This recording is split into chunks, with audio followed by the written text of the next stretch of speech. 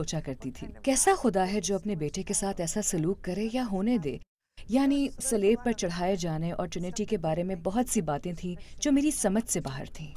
आपका इस्लाम की जानब सफ़र कैसे शुरू हुआ? मैं कहूँगी जब मैं सऊदी अरब गई। मैं वहाँ अमेरिकन एम्बेसी में काम कर रही थी, जहाँ मुझे एम्बेसी के अमले के लिए एक चाइल्ड केयर कायम करना था। मैं वहाँ गई, लेकिन साथ ही अपने पादरी के साथ भी काम कर रही थी। और जब मैंने उन्हें बताया कि मैं वहाँ जा रही हूँ, तो उन्होंने कहा ये ईसाइयत को वहाँ पहुँचाने का बेहतरीन मौका है, क्योंकि हमें वहाँ दाखिला नहीं मिलता। उस जमाने में ईसाइयों के लिए वहाँ जाना वाकई बहुत मुश्किल था। तो उन्होंने कहा तुम ये काम कर सकती हो, हम तुम्हें अरबी में तर्जुमा शुदा बाइबल देंगे और तुम्हें सब सामान मुहैया करेंगे।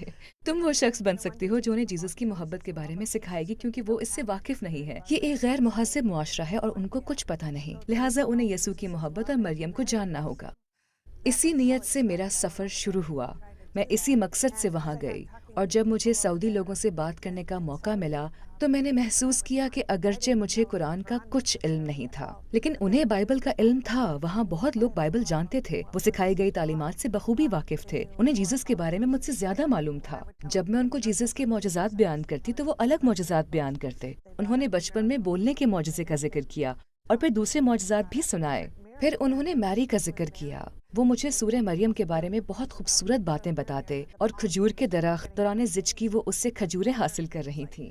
और मैं सोचती, अरे ये सब तो बाइबल में है ही नहीं, और ये वही है जिन्हें हम खुदा मानते हैं, जिन पर हम ईमान रखते हैं। यही हमारे मसीहा है, यही यसु मसीह है। तो ये सब कुछ मेरे लिए एक झटके की तरह था जिसने मुझे जगाया। मेरे लिए अपनी बात कायम रखना मुश्किल हो गया, इतना मुश्किल कि मैं सोच भी नहीं सकती। और कभी कभार तो मैं भी दंग रह जाती।